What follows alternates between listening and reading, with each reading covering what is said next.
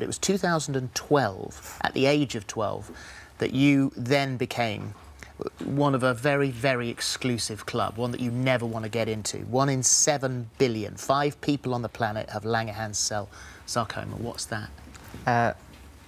There's not a lot of research into it, so I'm not too sure on what it is. It's very confusing. Yeah. So the treatment that you were facing that the doctors recommended was a bone marrow transplant? Yeah, it was extensive chemo and radiotherapy, and then, yeah, and then bone marrow transplant. And you didn't have just one transplant, this was 3 that you had to have, yeah. And how did you get on with that?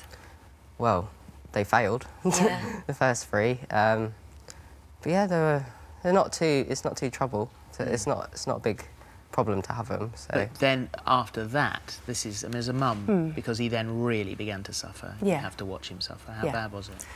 Well, after the 4th transplant, they told us that, you know, the first 3 had failed and literally all they had was 1 more chance for him. They had 1 more bag of his own cells, no more. They were, you know, they'd stressed the thing to us that there was no more chances after this. And unfortunately, 3 days after he had his final transplant, he trapped his fingers down the side of the bed and then picked up some infections. Oh. Now, obviously, infections with no immune system whatsoever, and no way for an immune system to even start to build within his body. He was literally being kept alive by antibiotics. That's what they told us. He did get incredibly ill. Throughout his whole treatment, he'd been very happy and smiley, and he'd always tried to be quite jovial, but actually those last couple of months were very, very difficult. He was in a lot of pain. You were given, I think, 3 days. Yeah. 3 days a week at most, is what they told me when I asked them the time scale. But you planned your funeral, hadn't you? Mm-hmm. Yeah. To what extent? All of it. What were you going to do? It was going to be fancy dress, and I'd chosen all the costumes for people, and it was going to be quite embarrassing for some of the people to come, so, yeah. You actually said you wanted to go. Yeah, I did. He was looking forward to it. After 4 years of treatment, it's enough. Enough was enough. And so this story then takes an entirely different turn. How did that happen? Through lots of research, I'd done lots of research. Obviously, when his secondary cancer arrived and it was so unknown, I turned to the internet and started looking. And over the following months and couple of years afterwards, cannabis just kept popping up. People kept emailing me, "You need to try this. You need to." And I said, "But he hasn't got cancer. You know, the cancers are gone. This is now a completely different issue. It won't work for him. There's no." And I would dismiss it and dismiss it. And it actually came to the point where I was in hospital with Deryn, and he was so incredibly ill and really on a high dose of morphine that he was actually now on fentanyl, which they can't go any further than that. And it wasn't working against his hands and the other issues he had with his stomach. And I asked the doctor for Bedrocan, which is a cannabis-based pain relief that's available in Europe, because I didn't. You know, I wanted to go through the proper measures, and she actually told me we can't because it hasn't been licensed for children. So, you know, and more of it came up. People just kept saying, and I thought, do you know what? What have I got to lose? And you've got nothing to lose at that He's dying anyway, you know. So they just withdrew your antibiotics. At this point, there was no other treatment. No. So you took this, and you asked him, and you said, yeah, let's try it. I was happy to.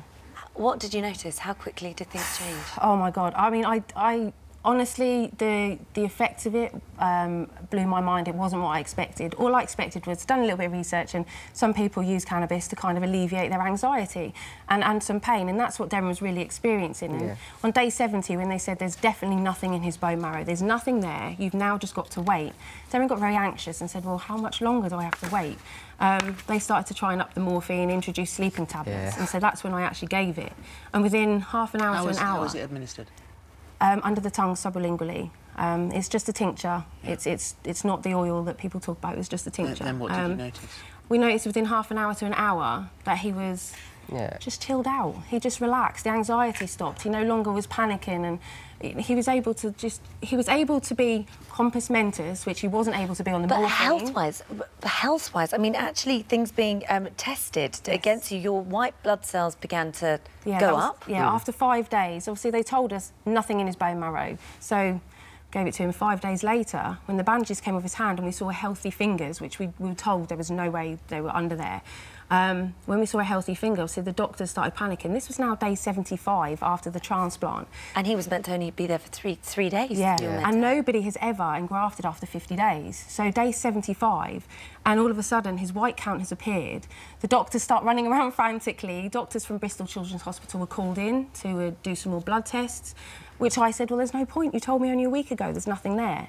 And obviously, yeah, in the blood count, it was there. It's very small, but it was there. And to test the theory, you actually withdrew the cannabis for a little while, I did, and the blood count started to go down again. Yeah. So where are you now? How are you now? Perfectly healthy.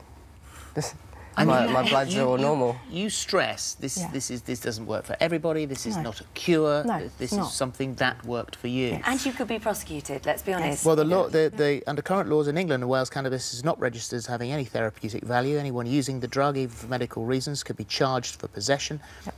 Possession carrying a maximum sentence of 5 years in jail or an unlimited fine.